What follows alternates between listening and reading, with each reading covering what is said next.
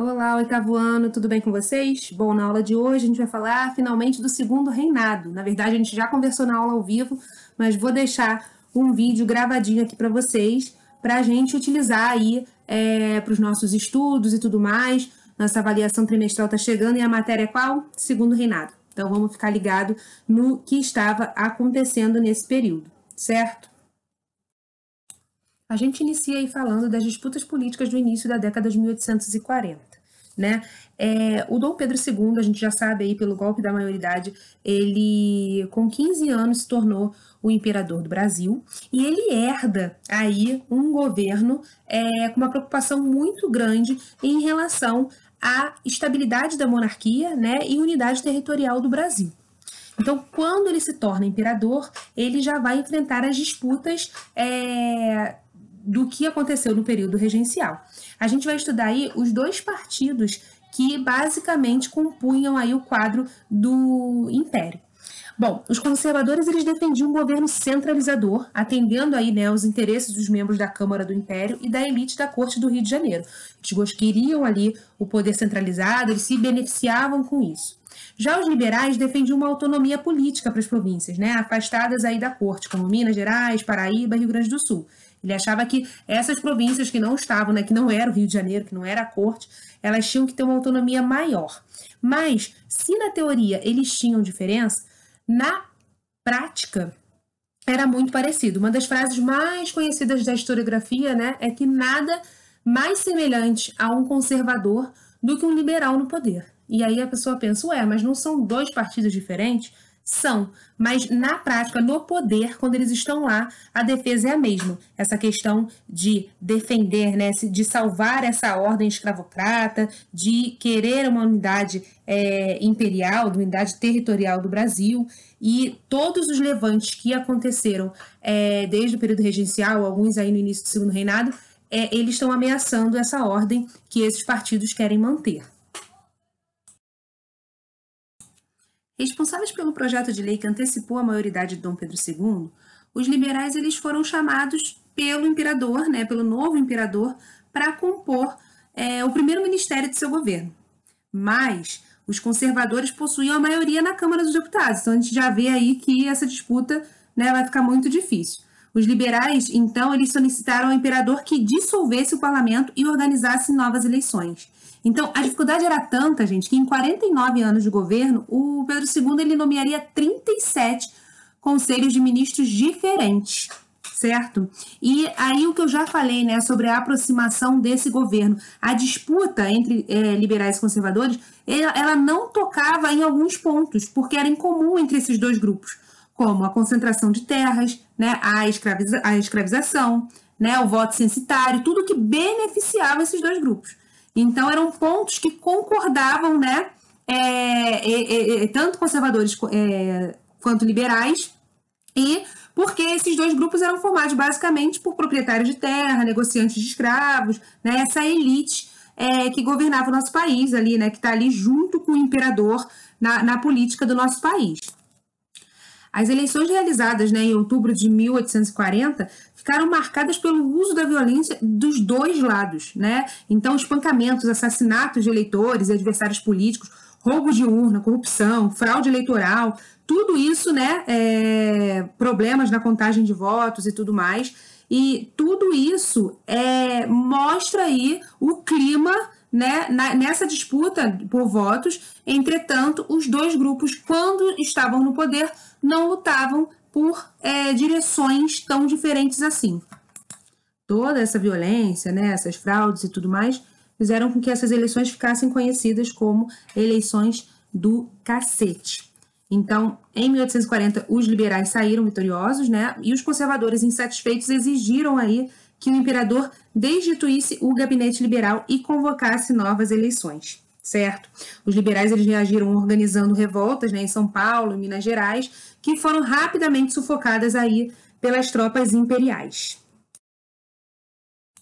Visando estabilizar a situação política no Brasil, garantir governabilidade, mediar aí esse sistema político, o Dom Pedro II ele cria um modelo de organização eleitoral. O título do slide já chama aí de parlamentarismo às avessas. Então, quando a gente fala em parlamentarismo, deveria pelo menos vir na cabeça de vocês, né, a inspiração do modelo já existente na Inglaterra. Mas aqui no Brasil, esse modelo possui assim, diferenças muito grandes e marcantes. Tá? Enquanto na Inglaterra, o primeiro-ministro, que de fato governa o país, né? O rei lá na Inglaterra, ele reina, mas não governa, como a gente até aprendeu esse ano aí, o primeiro-ministro que tem aí o cargo, né, e de fato governa, ele é escolhido pelo partido que recebeu mais votos nas eleições. Então, após eleito, é ele quem escolhe quem vai fazer parte do seu gabinete ministerial. Se no Brasil o parlamentarismo se chama parlamentarismo às avessas, vamos entender como acontecia. Uma eleição popular escolheria um parlamento do governo. Então, os representantes viriam aí de uma eleição popular, né? Popular que a gente chama aí com voto censitário, né? Tudo que a gente já estudou aí sobre o Segundo Reinado. O imperador, ele indica, né, ao parlamento quem vai ser o primeiro-ministro. Pronto, já está às avessas. Esse primeiro-ministro já não está, né, sendo escolhido pelo parlamento, mas está sendo escolhido pelo imperador, certo? E caberia ao parlamento aprovar ou não essa indicação. Mas no caso aqui do Brasil, vamos lembrar que o nosso imperador tinha o poder moderador de dissolver o parlamento se assim o quisesse. Então, nunca, né, o parlamento se comportou, não aceitou um nome indicado pelo Dom Pedro. Certo? Mas aí lembrando, Dom Pedro já mudou esse nome, né, muitas vezes ao longo do tempo, né, que ficou à frente aí do Brasil. Bom, enquanto Dom Pedro II está ali todo ocupado com as resoluções políticas, era ele também que buscava economicamente no café uma fonte de arrecadação para superar a recessão que se estendia desde os anos de 1820. O café ele foi introduzido no Brasil no início do século XVIII, vindo da Guiana Francesa. Em pouco tempo ele foi levado para a capitania do Rio de Janeiro, onde passou a ser cultivado para consumo doméstico, e apenas no final do século XVIII que ampliou aí essa questão do consumo, né? E o produto ele passa a ser consumido tanto no mercado interno como no mercado externo. No começo do Segundo Reinado, o café ele já era o principal produto da economia brasileira, representando então assim 40% das exportações do Brasil, tá? E um pouco mais da metade da produção mundial, tá? Em relação ao café. Então, a rápida expansão de seu cultivo deveu-se aí a 4 fatores: a abundância de terras, a disponibilidade de mão de obra barata, condições climáticas favoráveis e aumento do consumo do produto no exterior, né, do café no exterior. E vamos ver aí quem eram aí os responsáveis, né, quem eram os donos de terra, né? Fortalecia, assim, essa questão do café o Partido Conservador, uma vez que os produtores do café se concentravam no Vale do Paraíba, né, que é aqui no estado do Rio de Janeiro, e esses produtores eram também representantes políticos da época. A primeira fase de produção se estendeu até 1860 e o principal local, né, como eu já falei, foi o Vale do Paraíba Fluminense. Então são as cidades de Barra Mansa, Vassouras, Barra do Piraí e tudo mais. Em São Paulo, as cidades mais conhecidas aí também no cultivo do café são Taubaté, Areias e Bananal, tá? Bananal bem pertinho aqui do Rio. Então, é importante a gente pensar que essa região, né, tinha condições favoráveis aí para o cultivo, né, as terras eram muito boas e produtivas, bem assim, direcionadas aí, né, bem próprias para o café.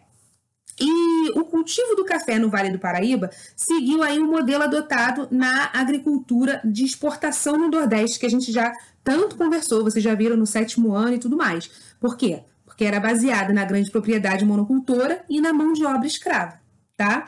Então, sem investir em inovações técnicas inicialmente, os fazendeiros eles procuravam aumentar a produção, expandir aí seus cafezais, né, e aumentar o seu número de escravos. E para que a produção despontasse, era necessário investir em infraestrutura. abrir estradas, ferrovias, ampliar portos, né, tudo que relacionasse aí ao Vale do Café e que levasse o Vale do Café a saídas, né, seja em estradas de ferro, portos e tudo mais. Para aumentar essa arrecadação, o governo ele vai criar em 1844 a tarifa Alves Branco. Essa tarifa ela vai determinar a entrada de produtos importados no Brasil. Na verdade, ela vai cobrar imposto desses produtos que entram no Brasil.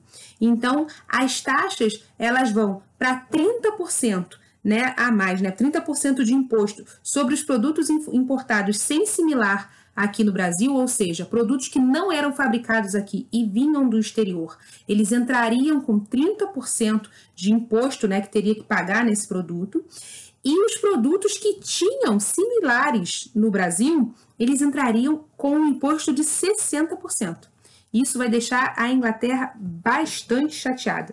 E aí é importante a gente pensar, né, o quanto a Inglaterra e outros países também, mas principalmente a Inglaterra, que comercializava muito com o Brasil, né, os produtos iam aumentar muito o preço, diminuindo dessa forma o consumo, né? E eu chamo aí do efeito protecionista, até já adiantei um pouquinho o assunto desse slide, porque era exatamente para proteger a nossa economia. As tarifas repercutiram muito mal junto à Inglaterra, que viu seus produtos encarecerem e sofrerem concorrência das fábricas brasileiras.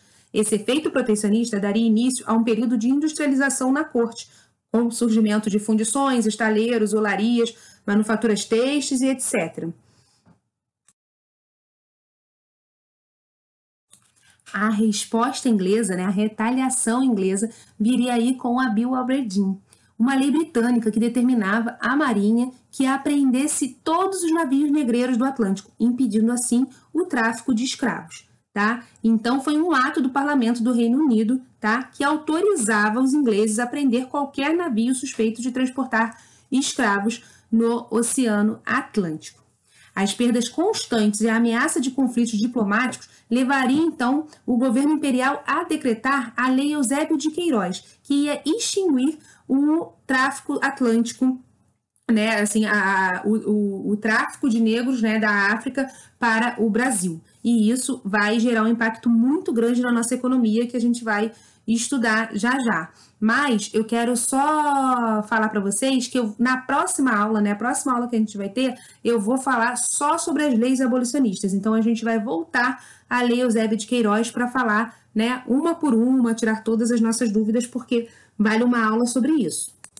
E a Lei Eusébio de Queiroz, ela foi aí, ela significou, né, que estava insustentável manter, né, já após todas as determinações, né, da tarifa Alves Branco, né, todos esses rusgos diplomáticos que o Brasil poderia ter economicamente falando com a Inglaterra. Então, é importante a gente pensar que não foi uma lei, né, que partiu de uma sociedade que tinha refletido sobre a questão do negro, não, nada disso, continua a ter escravizado, né, isso é muito importante para a nossa economia e para o que vai acontecer nas fazendas de café, mas é quase que uma lei assim que o Brasil não tinha opção, né, após essa condenação, né, após a obrigatoriedade de apreender os navios negreiros no Atlântico, o Brasil responde com a Lei Eusébio de Queiroz.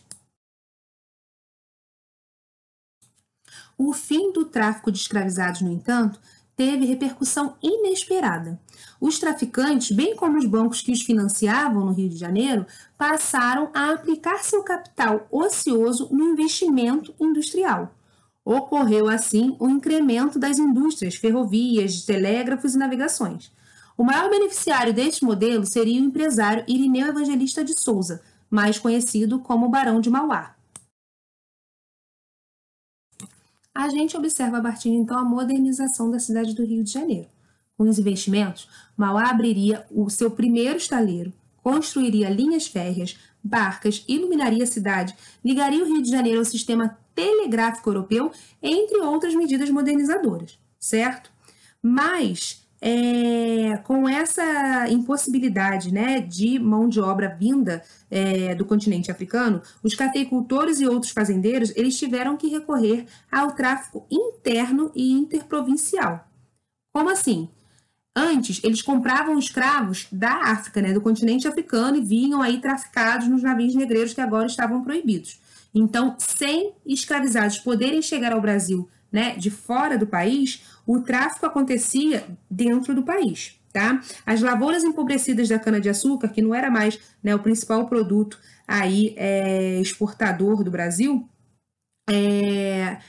no Nordeste e no extremo Sul, essas regiões elas passaram a mandar, né, escravos, a vender escravos para o Sudeste. Então, o Sudeste ele se transforma aí na principal região escravista do Brasil. O tráfico realizado dentro aqui do país, ele continuou significativo até 1870, quando começou também a declinar, constituindo aí a última tentativa de remanejamento de escravos entre as províncias aqui no Brasil.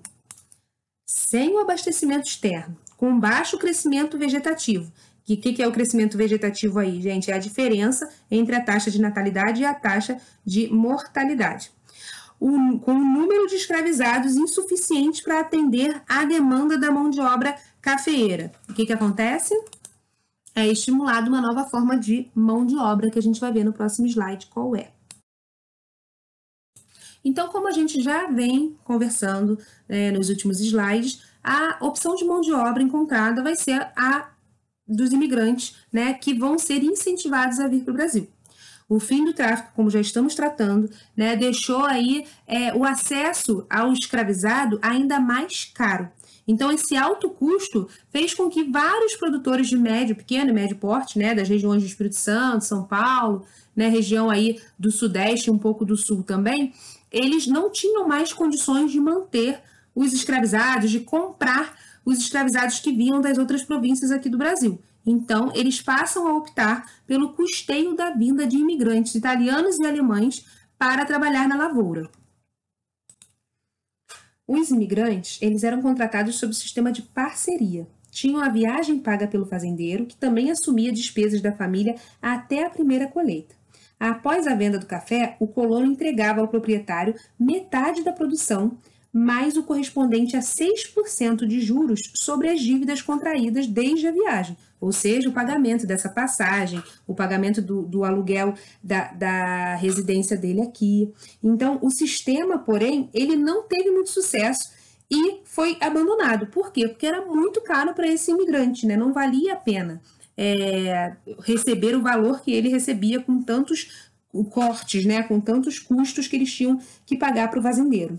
Nos anos de 1870, a burguesia cafeeira adotou o colonato, um novo programa de imigração para o Brasil. No meio de um acordo com o proprietário, os imigrantes eles passavam a receber um salário fixo pelo trabalho nos cafezais e podiam cultivar alimentos na fazenda também, como feijão, milho, hortaliças, né? E desses vegetais, dessa produção, ele podia vender o excedente, certo? Em 1871, o governo paulista ele institui a imigração subvencionada. O governo da província ficava autorizado a ajudar os proprietários, financiando os custos da viagem dos colonos estabelecidos nas fazendas, né, da província. O programa inaugurou o período mais ativo da imigração europeia no Brasil. Lembrando, gente, que além do aspecto econômico, o incentivo à imigração europeia ela também foi refletido na visão de alguns setores das elites brasileiras influenciadas pelas teorias racistas difundidas na Europa. Tá? De acordo com essa visão, os brancos eram superiores. A gente sabe que já é uma visão totalmente ultrapassada e a gente vai conversar muito em aula, como já conversamos esse ano, né? Então, de acordo com essa visão, os brancos eram superiores. Então, nessa perspectiva, né, a vinda desses imigrantes embranqueceria o país, contribuindo assim para o seu desenvolvimento. Então, além do aspecto econômico, ainda havia esse aspecto bastante absurdo aí para o incentivo à imigração.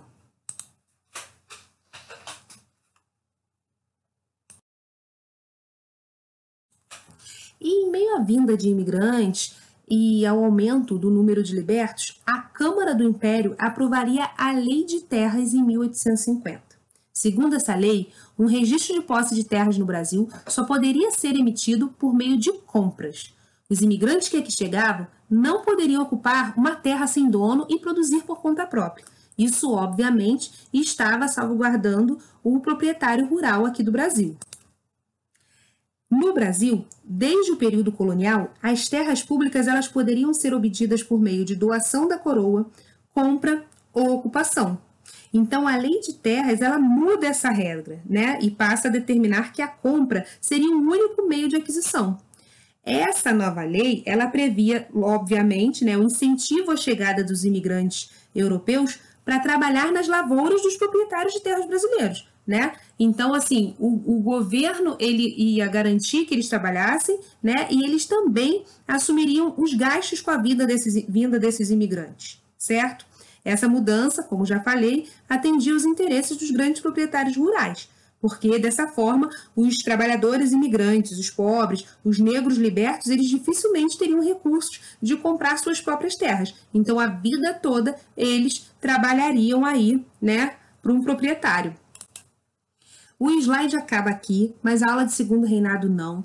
A gente vai conversar ainda sobre a Guerra do Paraguai, em uma próxima aula. A gente vai conversar na outra aula sobre as leis abolicionistas. Eu me despeço de vocês aqui com essa reflexão, né, do trabalho imigrante, das leis de terras e tudo mais. Na aula que a gente vai estar junto, obviamente que rola muito mais debate, vocês podem tirar todas as dúvidas de vocês, né? Estarei na aula para isso, né? E eu aguardo todo o entendimento, todos os questionamentos que vocês vão ter durante a aula, certo?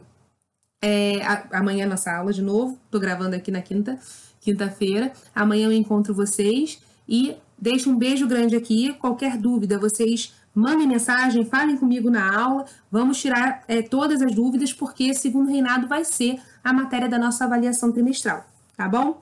Beijo grande para vocês e até já já.